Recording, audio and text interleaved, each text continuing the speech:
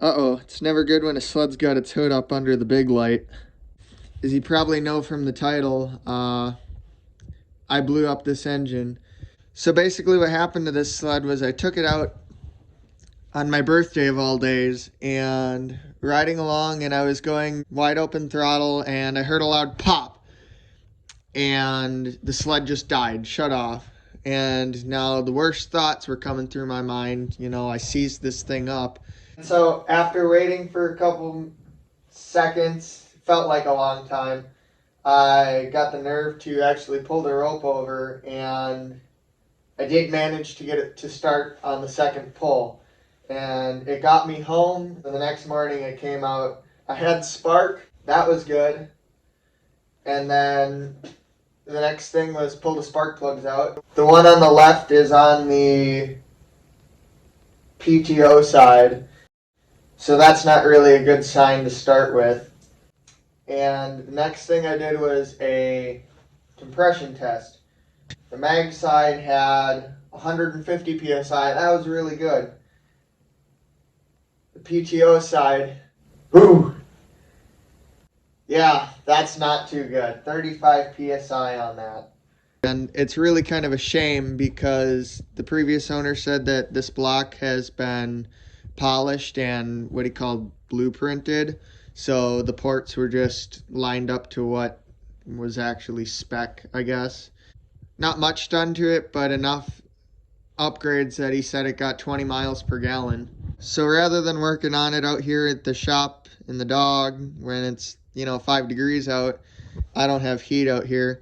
We're gonna yank this engine out and see what's wrong with it inside in the basement. So to get the engine out, all we got to do is take the exhaust off,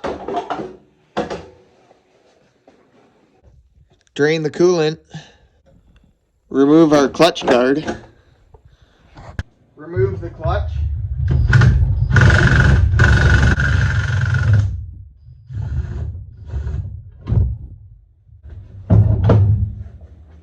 remove the airbox so you can get at the carburetors, remove carburetor number 1,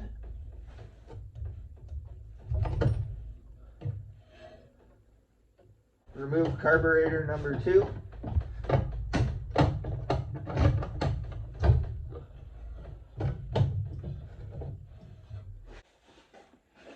remove this engine cover,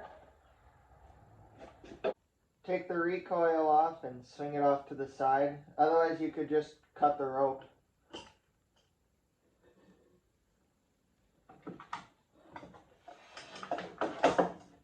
Take your overflow line off. Remove your coolant line.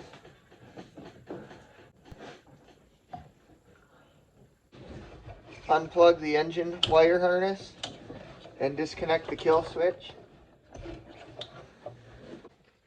Remove your temperature gauge. Remove these 4 engine mounting bolts.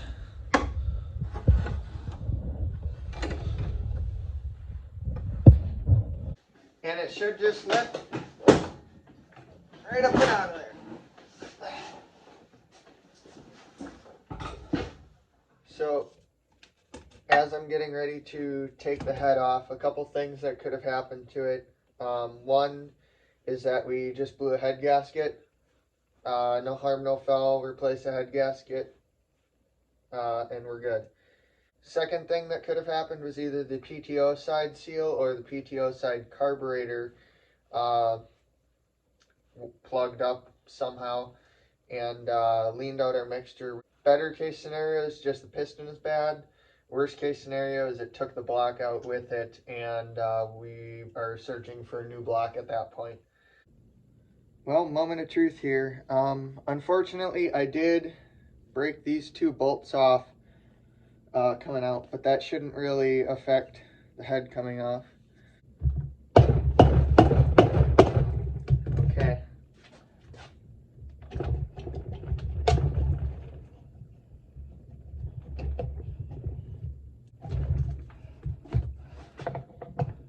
There we go. Okay, so this is interesting. If you can see, This is the one we still had good compression on, but we were actually eroding that top of the cylinder away. And on the bad side, we got kind of the same thing going on over here. That's really eroded away. It's almost punched through. You can kind of see right around here where it's eroded, and those rings just must be gone.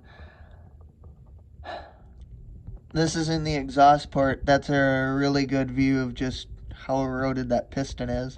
Probable cause from this failure is, I guess, low octane gas that it was pre-igniting and I guess pinging. Fortunately, if we can get in there close enough, there's not any, it looks scored, but I think it's just aluminum. We'll probably be able to save this with a hone. I'll have to take it to my engine rebuilder and see what he can do about it, but there's quite a bit, like that's just aluminum bits. So hopefully this cylinder is savable. It'd really suck if it wasn't. But now I get to go order some parts. Great.